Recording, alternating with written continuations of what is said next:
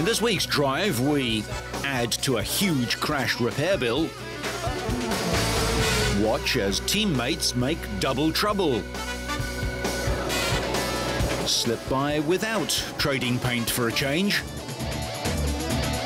and mix motocross with acrobatics to defy gravity. All this and more in this week's Drive.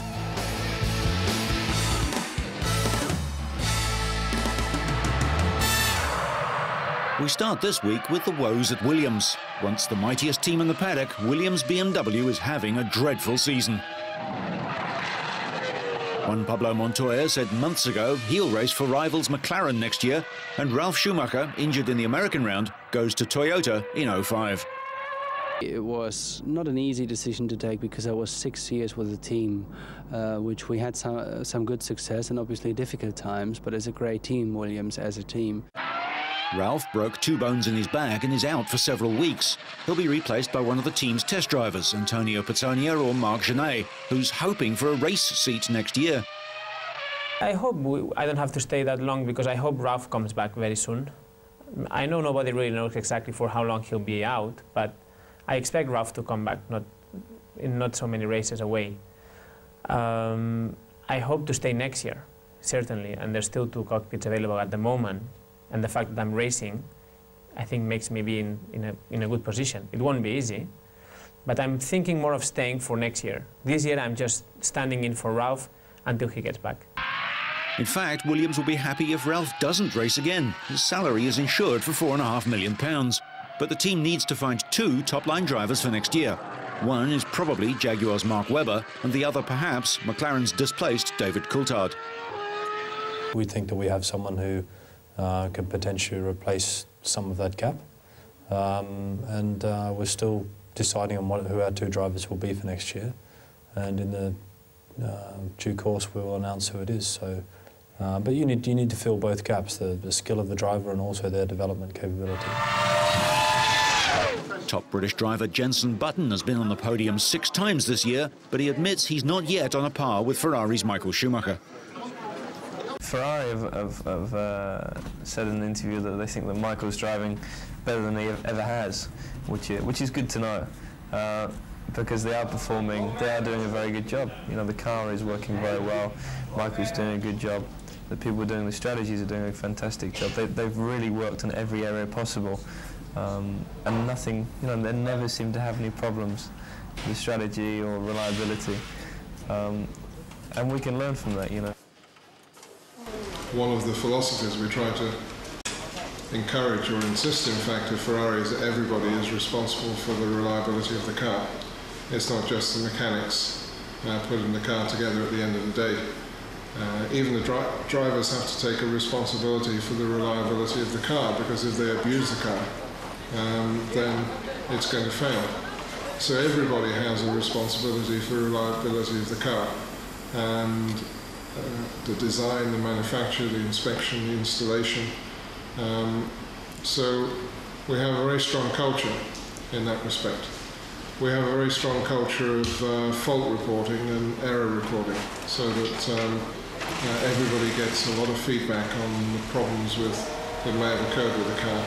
And we have a report system that makes sure that every person in the factory has a list of everything that may have gone wrong with the car that particular weekend. Ferrari, Schumacher and Barrichello continue to rewrite the record books. The team hopes their drivers will continue their exceptional run, in which Barrichello has taken points in every race to date, and Schumacher has only failed to score once when he crashed in Monaco. He's won every other race so far, 10 from 11 starts, and the pair have taken the top 2 places in more than half the races this season. However, McLaren have a new model with better grip, and a new Mercedes engine gives more power. With it, Kimi Raikkonen made his first start from pole position and his first visit to the podium this year at the British Grand Prix. Ferrari know this and are ready to fight back.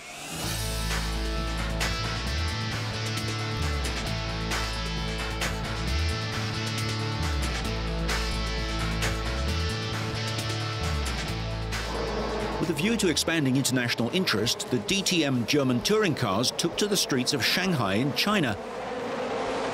2 demonstration races were scheduled, but for Bernd Maylander, at the top of the screen, it will be a very short day.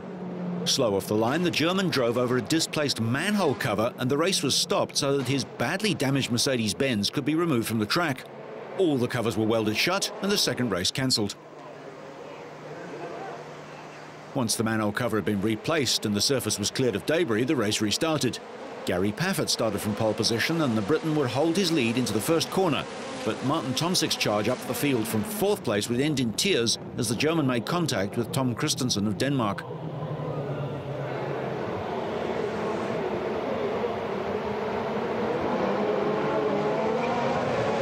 Paffett, who won the previous DTM round at the Norris Ring in Germany, continued to lead, but began to feel reigning champion Bernd Schneider breathing down his neck. Just behind the duel for the lead, Jean Alesi was challenging Rinaldo Capello for 3rd place. The former Formula One star would overtake the Italian, but was later passed by Matthias Ekstrom and finished in 4th place. Schneider, 3 times DTM champion, continued his pursuit of Paffett right to the finishing line, but he failed to take his first race win of the season. Luckily, there were no points at stake in this demonstration event. Paffett finished 9/10 of a second ahead of Schneider.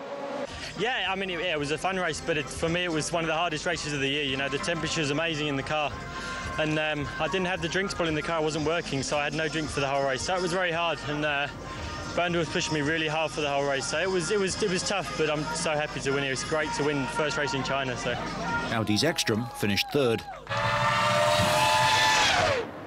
The Twilight Indy 200 was the midpoint in the 16-race series. Buddy Rice, the Indy 500 winner, started here on pole and was trying for his 2nd straight victory. He led for 52 laps before losing the lead to Britain's Dan Wheldon. Rice tried to duck under Wheldon on lap 165 but damaged the nose of his car and finished 6th. Things didn't go well for South African Thomas Scheckter, son of 1979 Formula One world champion Jody, as his tired tyres saw him lose grip, drift wide and slam into the wall and out of the race again. Just almost the cheese grating of the tyres coming off, the rubber itself coming off. See how slow he is? He just can't turn. You can't do anything about it. We talked about crash damage with Cheever's team. These guys told me just today that they're already up to about $500,000 worth of crash damage with this team so far this year. Wheldon gambled on a pit stop on lap 165, not taking fresh tyres and beating everyone out of the pits. He tried to run the final 87 laps on the same set of tyres, but his gamble backfired when he blew the right rear, leaving Tony Kanaan and Sam Hornish to battle for victory. So that gamble just wasn't worth it. Hornish, driving for the Team Penske team that won here last year with Gilles de Ferran, tried to chase Kanaan down. Well, and he totally, I mean, he was skating on that tire. He seemed ready to pass Kanaan on the final lap, but couldn't finish the move, lost his momentum and finished 2nd ahead of teammate Helio Castroneves, who was 3rd for the 2nd year in a row. Tony Kanaan led the points race at the midpoint last year. He's in the same position this year, but a bit wiser and more determined not to let it slip away. Kanaan's victory by less than 4/10 of a second over Hornish solidified his hold on 1st place. Kanaan entered the race with a 28-point advantage over Andretti Green teammate Dan Wheldon and left with a 61-point lead. 61 points over Dan. In the latest NASCAR round, all eyes were on Jeff Gordon when he won pole position for the 4th time in a row, the first time since Bill Elliott did it in 1985. On lap 13, Ryan Newman's car blew a left rear tyre, causing it to career directly into the path of Kurt Busch. Both cars were eliminated from the race, but neither driver was hurt. For barriers, and both guys drive away. Yeah. Amen, man. Those things are great. Later in the race, Casey Kane was leading under a caution, with Sterling Marlin 2nd and Tony Stewart 3rd. After a restart on lap 126 of the 267-lap race, Stewart passed Marlin on the outside, but his Chevrolet got too close to Kane's Dodge and tapped the back end. Kane started spinning, sliding headfirst into the wall, while Stewart, on new tyres, darted out of harm's way and into the lead. 6 other cars, including those of Jeff Gordon and Dale Earnhardt Jr., were caught up in the collision, but no one was hurt. And here he comes up right on the back of the 9 and just touches him, but just entering the corner, turns the 9 around him. A few seconds after the crash, Kane's crew chief, Tommy Baldwin, charged into Stewart's pit and a furious fistfight ensued between members of the two drivers' teams. Tempers were heated for a few minutes between the pit crews before order was restored by NASCAR officials. Kane's team manager, Ray Everham, called for Stewart, the 2002 champion, to be suspended as Tommy Baldwin, on the right, was led away. Tommy Baldwin, the crew chief on the right, the light-haired fellow. After the crash, Stewart led for 53 of the next 54 laps. Jeremy Mayfield took the lead briefly, but Stewart repassed him on lap 241 and no one challenged him again. Stewart finished ahead of Jimmy Johnson and Dale Jarrett, second and third respectively. It was Stewart's first victory since last October.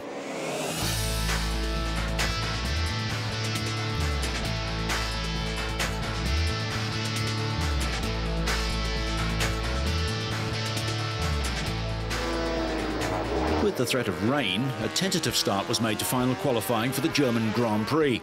49 minutes into the one-hour session, Max Biaggi shattered the track record.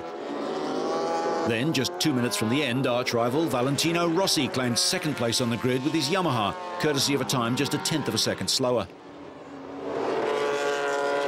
Kenny Roberts was a surprise pace setter, the American completing the front row for Suzuki, 2 tenths off Biaggi's time.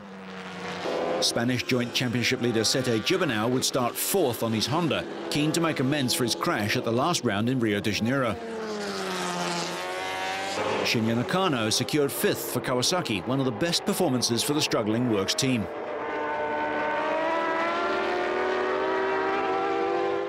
After his first victory in Rio and then the death of his mother, it was a day to forget for Makoto Tamada. A heavy crash condemned him to 12th place on the grid. By the end of the session, most riders had improved on their earlier times, but Aprilia's Jeremy McWilliams wasn't one of them. He probably thought that his crash was over until the bike hit him again. In the 250s, Argentinian Sebastian Porto clung on to pole despite failing to better the time he set the previous day. Alex De Angelis and Roberto Rolfo were second and third fastest. Randy Depunier completed the front row, though how he'd feel on race day was anyone's guess after the French Aprilia rider crashed heavily. He needs to stay up front if he's going to improve on his second place in the championship. In the lightweight 125cc class, it was Andrea Dovizioso of Italy on pole ahead of Hector Barbera, Steve Yankner and Mirko Giansanti. Australian KTM rider Casey Stoner set the fastest time in morning practice. But a heavy fall after lunch left him nursing a broken collarbone and out of action probably for several weeks, as he will have to have it plated.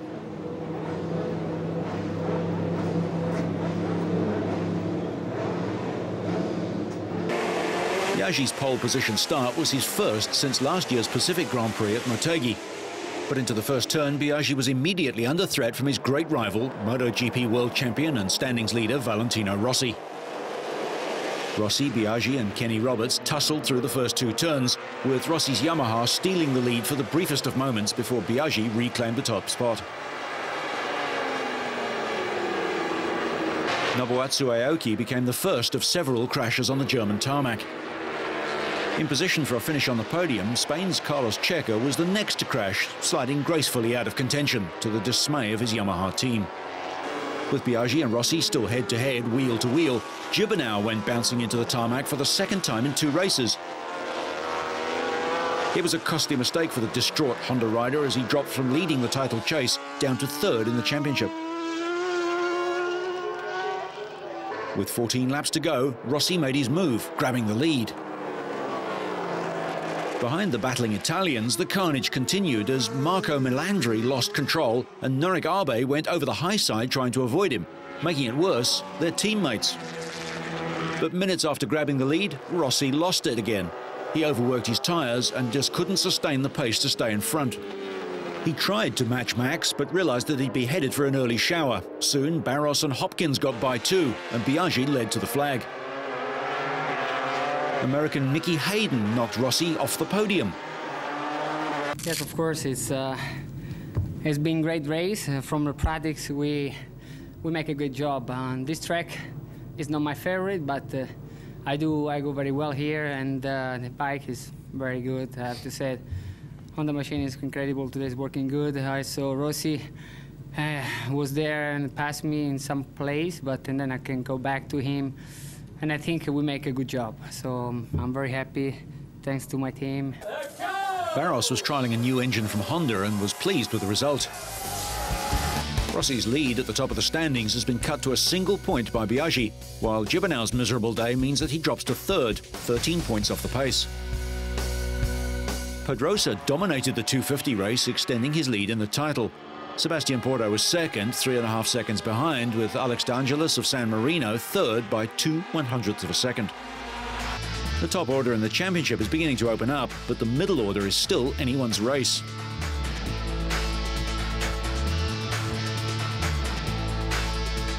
In a tight finish to the 125s, any of 4 riders could have claimed victory. Roberto Locatelli took the win ahead of Spanish duo Hector Barbera and Pablo Nieto. To the delight of Locatelli, championship leader Andrea Dovizioso missed out on the last podium spot. That means he goes second and closes the gap at the top of the standings to just 7 points. The Outdoor Trials World Championship is proving to be one of the best in recent years, thanks to Takahisa Fujinami's staunch challenge to the mighty Dougie Lamkin and the showing of indoor champion Adam Raga. Lamkin came to Aprica, normally an Italian ski resort, off the back of an abysmal performance in the previous round in Andorra. 7th place there put a severe dent in his aspirations of adding an 8th world title. But the Englishman put that poor form behind him to record victory on Saturday and a 2nd place on Sunday. That win at the start of the weekend was his first since April and the 2nd day of the opening round in Ireland. It was good, but not good enough for Lamkin, as the man exchanging positions with him was Fujinami. That meant the Japanese Montesa HRC rider ended the weekend the way he started it, in 1st place, 19 points ahead of Lamkin in the championship table. And with just 2 rounds left in the season, Fujinami is well on course after 5 years of being Lamkin's runner-up to finally lift his first outdoor world title. Mark Friescher on another Montesa HRC finished in 4th position for the 2nd day running, but his result demoted fellow Spaniard Adam Raga into 5th place. 4 sections were modified after Saturday's trial ahead of Sunday's competition. These changes increased the severity perfectly and offered all the riders another great test. While the course was slightly tougher when compared to the version that had existed 24 hours earlier, increased scores on Sunday were as much to do with unforced errors as they were to do with the alterations. Lamkin and Fujinami failed in sections 13 and 1 respectively, both of which were unchanged. As Lamkin suffered in Andorra, so Adam Raga suffered in Aprica. Raga's 3rd and 5th place results over the weekend allowed Lamkin to overhaul him in the championship race, and he now trails the reigning outdoor champion by 6 points and needs to find some more consistent form if he is to challenge either of the Montesa riders during the last events of the series. The Japanese rider still leads, but 7 times world champ Lamkin at least reclaims 2nd spot. Next up is the Grand Prix of Spain. Las Ventas, in the Spanish capital of Madrid, is the holiest of sights for fans of bullfighting. But recently, fans of a different kind flocked to the arena as the X-Fighters freestyle motocross circus roared into town. Spanish favourite Dani Torres, the bull, was there.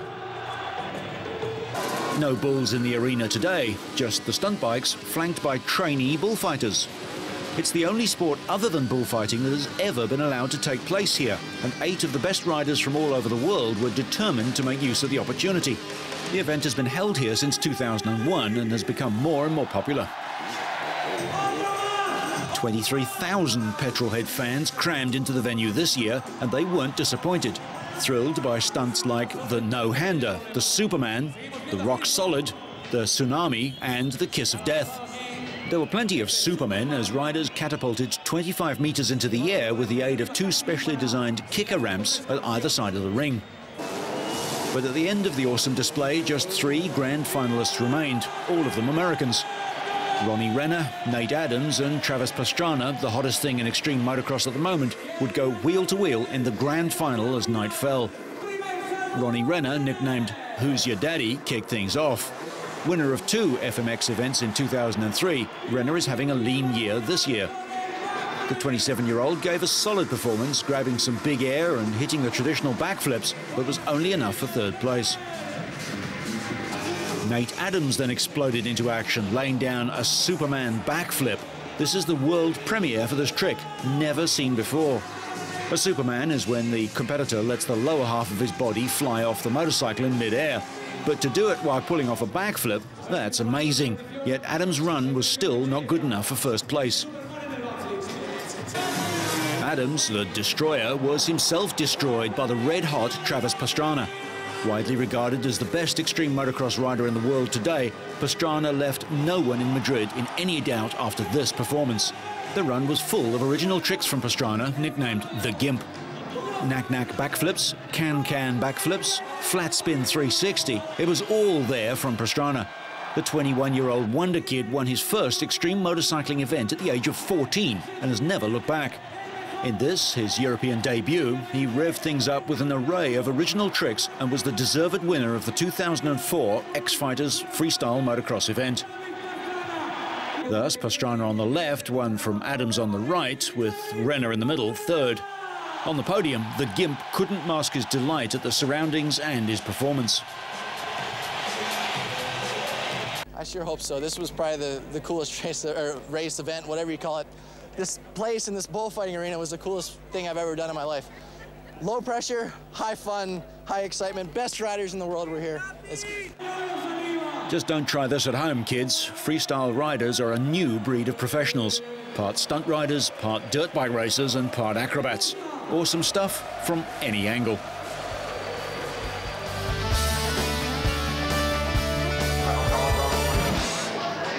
Both the bumpy streets of London and superfast Silverstone may have hosted Formula One cars recently, but in another corner of England, some equally exciting race action was to be found. The British Pedal Car Grand Prix. The pedal car, also known as an HPV or human-powered vehicle, is one of the greenest machines around. All you need is a fit pair of legs. The course was a 1-kilometre circuit round the centre of sleepy Ringwood in rural Hampshire. 37 teams competed, each fielding 3 drivers as well as a pit crewman and a team leader. Great Central Racing led for much of the race, but defending champions KC Racing caught up after a slow start from the back of the grid. Some competitors take the race very seriously. This driver came a cropper whilst trying to take a rival on the inside. The impact dislodged his drive chain, but a quick roadside repair and he was off again. The cars got up to speeds of 30 miles an hour on the downhill section, and after a quick change of riders, the team were off again. The vehicles are made from bicycle wheels and just about anything else you can get your hands on, including farm machinery. The rule is, if it works, it's okay. In the end, the defending champions showed their class, racing to the checkered flag and completing 70 laps in 2 hours.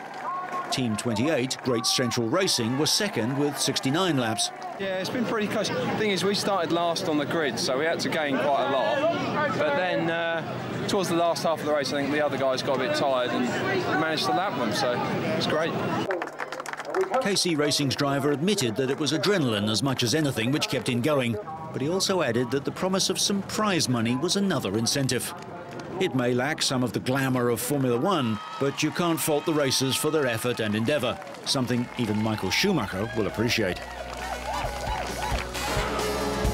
So, whether you're getting thumped by your bike, looking for a new chauffeur, or just going through a rocky patch, so you stay on track and up to speed, make sure you catch next week's Drive.